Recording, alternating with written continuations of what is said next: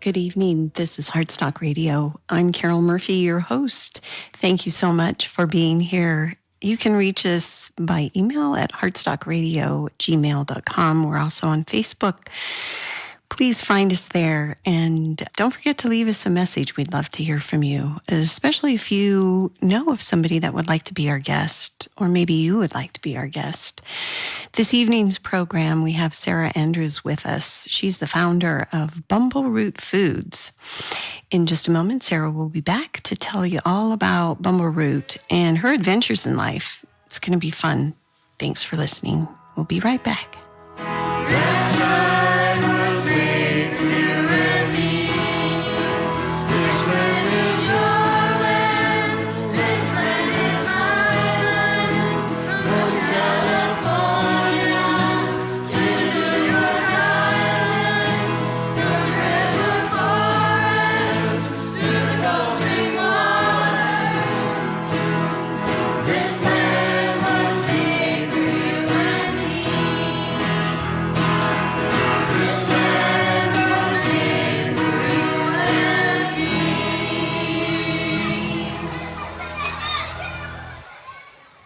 Hi, this is Heartstock Radio. Thank you so much for listening. Our guest this evening is Sara Andrews. Hi, Sara. Hi, how are you? We're fantastic. Are you in Missoula by chance? I'm actually in Big Fork. Okay, well, here in Butte, it is an absolutely perfectly fall day. The weather is gorgeous. We're kind of having an Indian summer here. Is it nice there? Oh, it's just gorgeous. Yeah. Bright blue skies and all of the changing colors and changing larches, and it's just beautiful. We're so lucky to live in Montana. Oh, definitely. Like, I can't imagine living anywhere else now. Me too. Every day I pinch myself. Tell us a little bit about Bumbleroot to start out, and then we're going to talk about you and how you got involved with Bumbleroot. Sure. So Bumbleroot is a food company, and we are focusing on creating food products that feature ingredients that support biodiversity and regenerative agriculture. So when I say that, what I mean is right now, when you look at most packaged food products, 80% of the calories come from corn, wheat, soy, and sugar. And that means we have a lot of land that it's growing the same things. And a lot of times from a very conventional standpoint with pesticides, synthetic fertilizers. And we've been hurting our soil by growing food in that way. And so I created Bumbleroot first to start focusing on ingredients that just didn't have big markets, but had a real nutritional punch, but were also good for the planet. So we started with a hydration drink mix, which features Baobab fruit from the Baobab tree in Africa, which is a huge tree that supports its own ecosystem of other plants and animals and pollinators. And the fruit that grows on it is very nutritionally dense. And by providing value to that fruit, it protects that tree from being cut down. And most of these trees are hundreds to thousands of years old. So those are the types of stories we want to tell. We are now expanding into Montana products, and we'll be featuring farmers and ranchers who are practicing regenerative practices that are improving the health of the soil. So we'll be launching a meat snack focusing on farmers practicing regenerative grazing practices, really regenerating and making healthier soil. We're also working on a vegan lentil mushroom jerky to tell the story of our great organic lentil farmers in Montana, and a sourdough bread kit that will feature some great organic wheat from Montana and camu as well. And will come with a dehydrated starter so people can really experience that experience of making their own bread. We really want to connect people through their food, through education of better farming and harvesting, and also just being able to with their own hands really feel that connection. So tell us a little bit about your own personal story and what set you on this path. Sure. Well, I grew up in Montana and was surrounded by agriculture, but wasn't directly involved with it. My grandparents had been ranchers, but my parents were teachers. So it wasn't part of my day-to-day life. But I think just being here, you absorb the importance of agriculture and don't realize how much you learn just being around it.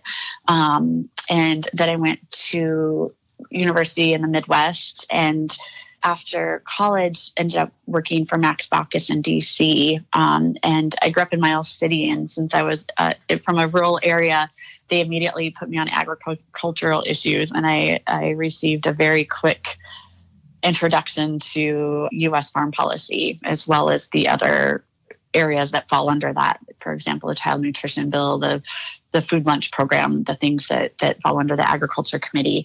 And Max was also chairman of the finance committee at the time. And that meant I got to work on international trade issues and really focus on the agriculture provisions of those, which meant that we got to travel to different countries to learn how trade agreements would affect those countries, and really became interested in small farmers around the world and the impact that the global food system has on their livelihoods and the sustainability and the type of agriculture practices that they were utilizing. And then after that, I went to business school, worked in the business world for a number of years in Chicago, and really just wanted to get back to the roots, to really get on the ground somewhere and understand what was going on. So I ended up moving to Zimbabwe after the collapse of commercial farming there, and worked with the agriculture industry. And it was during that time there that I decided to start Bumbleroot and create a food company that reflected the values I wanted to see in the food system, and try to change the food system by providing options for consumers to purchase products that would vote for a better food system. So when you went to Zimbabwe, was that with an NGO? It was. I helped start an office there for an NGO called TechnoServe. TechnoServe is based out of Washington, D.C., and their philosophy is private sector solutions to poverty. So what they like to do is to create work in developing countries and help grow an industry that entrepreneurs can thrive under. And so usually that's agriculture and tourism. And I worked on both of those industries, but mostly agriculture. And this was right after there had been land reform in Zimbabwe, and Zimbabwe had been the breadbasket of Africa, really kind of another Montana. Area-wise, it's the same way as Montana, and would be similar to Montana or California in terms of growing a good chunk of the food for Africa and for Europe. There were large staple crop farms, so the maize and wheat and soy, but also a lot of fruits and vegetables, a lot of livestock, flowers, just had very fertile land. And people knew for a long time land reform needed to happen. Most of the good land was held by white farmers who had been given land during the colonization process. And everyone agreed that land reform needed to happen, that there needed to be a more equal distribution of land. But unfortunately, it happened in a very violent way.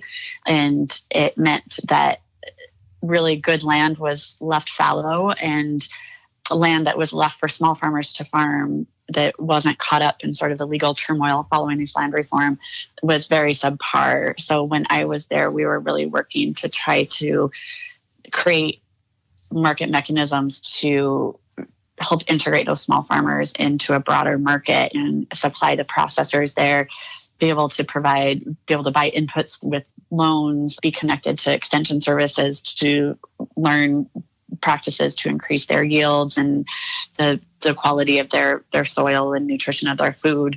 And so that's what I was working on when I was there. And I realized during a lot of that, the work we were doing, that a lot of the development work being done around the world, and the work we were doing was very thoughtful, but a lot of the kind of prescriptions coming down from the aid agencies at the time, and this has luckily changed a lot in the last few years, we're really trying to promote a system that we use in the U.S. that works on tens of thousands of acres, but doesn't work on 1 to 2 acres. And that became discouraging because we were wanting small farmers to follow the same practice. A farmer in Montana would need 5,000 acres to do in terms of the type of fertilizers and pesticides and labor that they would have to do. And unfortunately, at that scale, it's very risky for the small farmer. And it just seemed like there was a better way to promote products that were wild, that were more cash crops that provided more of an income with less inputs.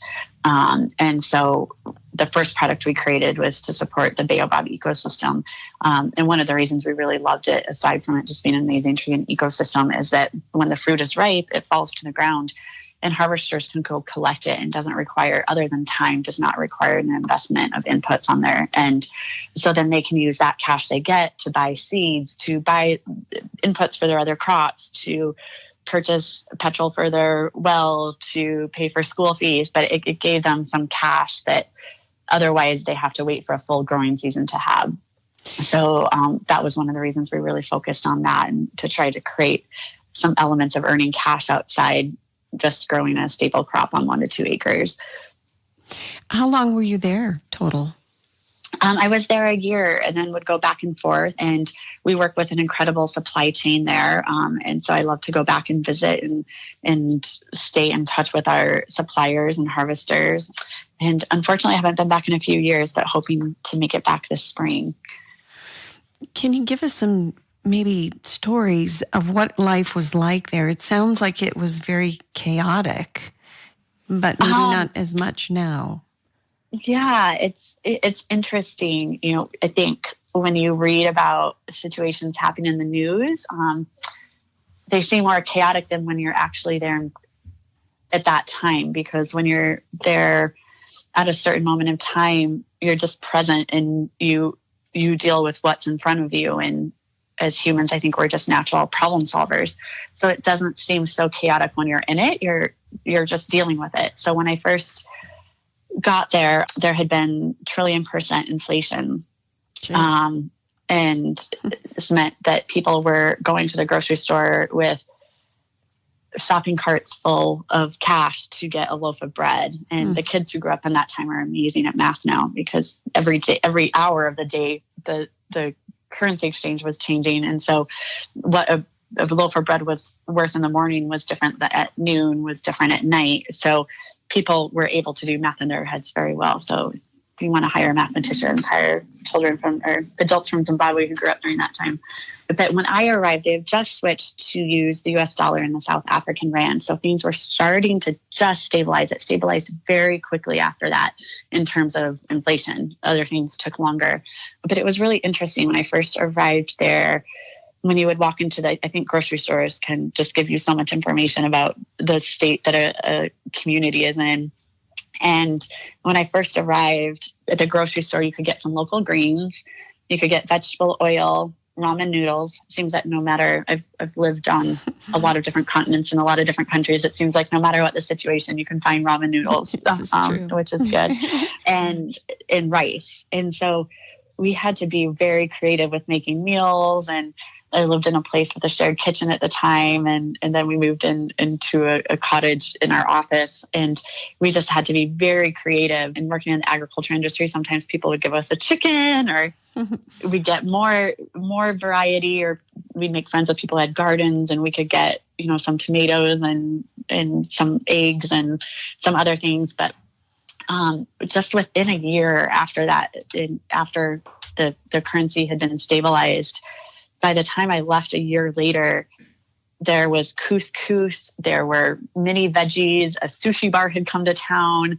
It was really amazing how quickly stabilization changed the grocery store shelves. And all of a sudden, you could get pretty much anything you wanted. And that only took a year. So it's really amazing how quickly things can change in an economy. And part of that was stabilization. Part of it might have been some things that might not be as activities that might not have been as above board that were bringing cash into the economy. But for various reasons, just watching that economy change in 1 year was really amazing. And, and it had been there before too, hearing stories of people who grew up in Zimbabwe. It had been very bright, vibrant and dynamic and wealthy, and not wealthy for everyone, but wealthy as a Southern African country. But to then have been there kind of during one of its darkest times and see that grow was really, really an experience. And what about now? Do you think that things have stabilized and that the land redistribution was a success for the country? On land distribution, not yet. There's still a long way to go. And unfortunately, at that time, the assets that were on the big farms and ranches, like the irrigation systems, the tractors, just the different improvements that have been made to the land, those had been kind of stolen, sold off in South Africa. And so it's going to take a long time to rebuild the agriculture sector in that way.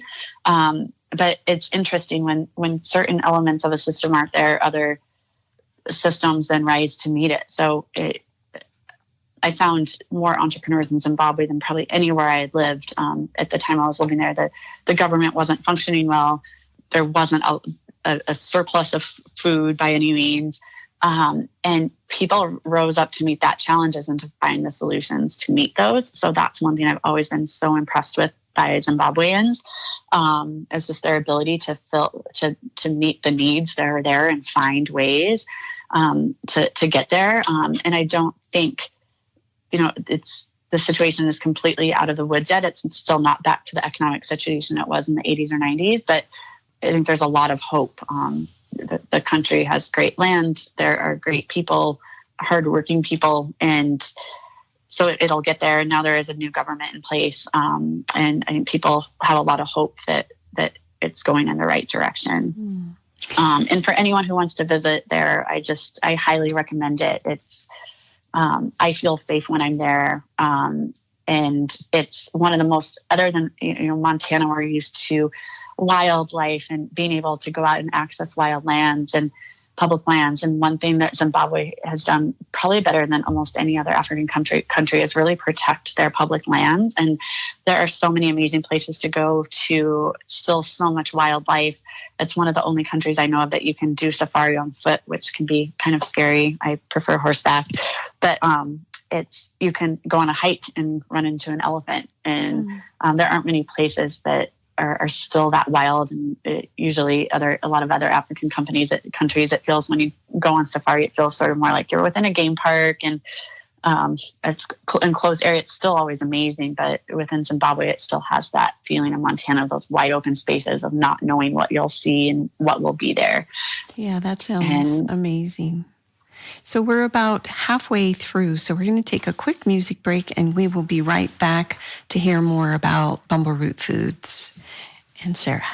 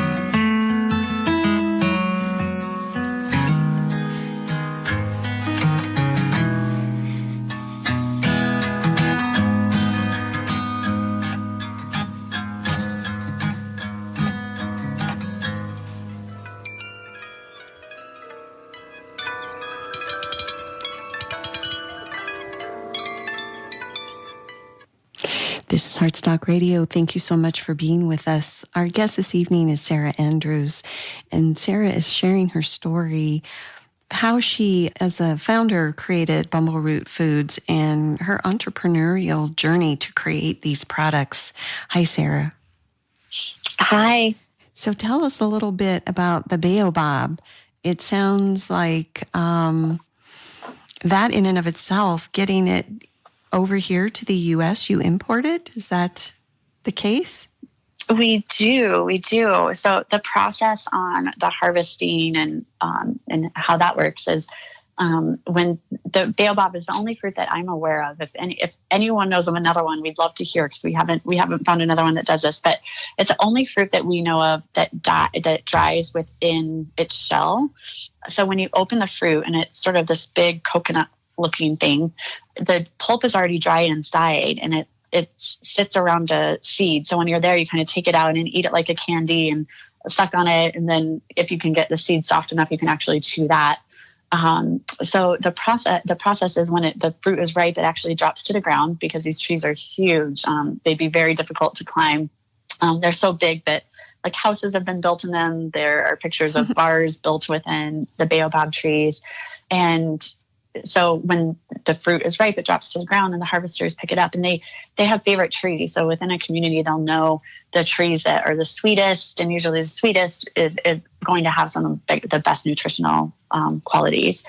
And these trees have a very sacred place in these communities too. They're places that they gather to hold ceremonies. They're known as the tree of life, and they form the center a lot of community functions and history and stories. And so when they're collected, they get brought to a collection point. The harvesters then we try to have as many pieces of the process done there to keep as much of the value and the money in the communities as possible. So there, the fruit gets brushed off. It's a little fuzzy, and that helps get any bacteria off that might be on it. And then they crack it open, and it gets put through a machine that takes the seeds out. And then that pulp gets sent to Harare, to the main city in Zimbabwe, where it gets ground up. There are pectins that provide some great dietary benefits. And those get ground up so they don't just float around in the product. So it gets ground up a little bit more from Zimbabwe, goes through to South Africa where it gets put through a sieve, and then gets shipped to the United States. And then for our products, when we first looked at making a drink, we looked at creating a bottled drink, but it seemed really silly to create a drink where we just added water back into something that was a powder already. And we realized that there were a lot of powdered drinks out there, but they were very specific, focused on some sort of nutritional aspect. And so we wanted to create something different. And we found a great source of dehydrated coconut water, and the Baobab flavor and the coconut water flavor pair really, really well together. And the Baobab already has natural electrolyte qualities. And so with the Baobab, the potassium in the coconut water and the other electrolytes and the Baobab together, they create a hydration drink. And then we added real dried fruits and herbs to it to create the flavor. And it's sweetened with monk fruit and stevia. We didn't want to add any additional sugar. So it's all real ingredients and put together in a pouch. We have both individual pouches that people can use and add to their water bottle, or a bulk bag so they can take a spoonful and add it to their drink and use it daily. And the drinks also, many people use them as a replacement for a Gatorade type drink. Others use them for the base of their smoothies, and others just as a nutrition plus hydration drink throughout their day. So they have quite a few different uses. Yeah, and that's how that process works. So I know that regenerative agriculture is very important to you and your company.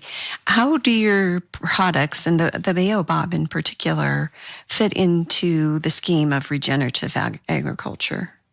Yes. And first, it might be helpful for me to explain a little bit about what regenerative means. I think Definitely. That's a new term for a lot of people. Yeah. So the word sustainable has been used for a long time in terms of sustainable food systems and doing things better than what would be called conventional agriculture, which is sort of the practice of synthetic inputs of fertilizers, pesticides, herbicides, etc. And there can be a place for a certain amount of those, but I think general consensus is they've been used too much, and it has impacted our soils and the health of our lands and waters and air. Because of our focus on this type of farming, it's also led to monocultures of certain crops being grown in just very large quantities of acres, which impact biodiversity of the food that's being grown, but also the biodiversity of the insects, the microbiomes in the soil, the types of plants and animals that are living nearby. And then when we talk about sustainable really means keeping things out how they are. So this idea of regenerative is, can we actually improve the soil? Can we improve the biodiversity? Can we improve the water? Can we improve the air?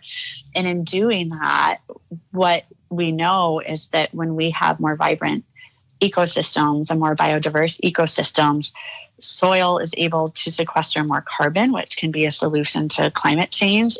And then carbon and water have a direct correlation. So when more carbon is sequestered, that means more water is sequestered. And in Montana, where a large amount of our agriculture produce and our products in the U.S. are grown, drought has impacted us a lot in the last few decades. And a lot of farmers have recognized that going back to more traditional practices to regenerate their lands has been a way to actually have healthier land, to a healthier soil, to sequester more water so that they're not impacted as much in drought years. And I've only been back in Montana now for about 3 years, and it's just been amazing to watch how many farmers have moved toward regenerative and organic practices, just finding that what they were doing on the land wasn't working.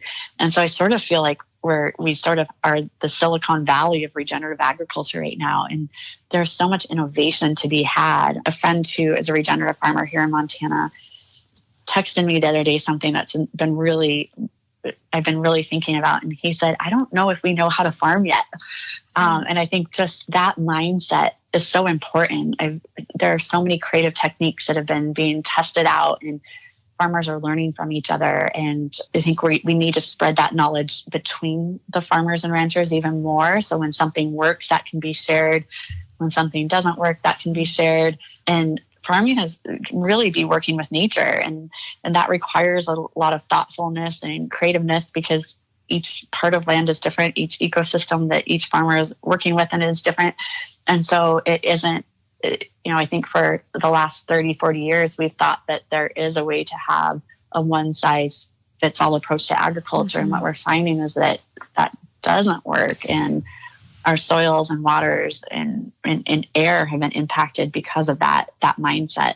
And so we're just so lucky in Montana to have so many thoughtful, creative people in agriculture who are really working to try to create ways to work with the land. And just kind of one addition to that is last year I went on a tour with Arrow, an amazing organization here in Montana, and they did a tour to follow Liz Carlisle's great book, Lentil Underground, where we visited some of the farms. Sarah, lentils. Yes. I have to kind of let you know we've got about a minute left. I want to make sure that we have enough time that everybody finds out how they might reach you. Yes. Yeah. So we are on Facebook and Instagram, and I have a website. It's bumblerootfoods.com. And then the Instagram and Facebook tags are at Bumbleroot Foods. Gotcha. So in about a half a minute that we have left, this sounds like a very expensive endeavor. How did you fund your startup? So it was self-funded at the beginning. We also did an Indiegogo campaign. And then we did our first equity funding through a site called Circle Up for equity crowdfunding. And we continue to fundraise. Unfortunately, food is an expensive industry, like you mentioned, and it's difficult to do packaged foods and grow organically from that. And so we have a group of amazing investors who have supported us through the process as we grow. And moving forward, do you think you'll have exclusively Montana food-based products? The next products in the pipeline for this next year are all Montana-based, but we'll see where we go. We want to keep featuring international stories and just the best food ingredients and stories for the planet. And luckily, a lot of those are happening in Montana right now. Nice. Well, thank you so much, Sara, for being on Heartstock, and thank you, everyone, for listening. This is Carol Murphy, and we'll see you next week. Thanks, Sara. Thank you, Carol. Bye-bye.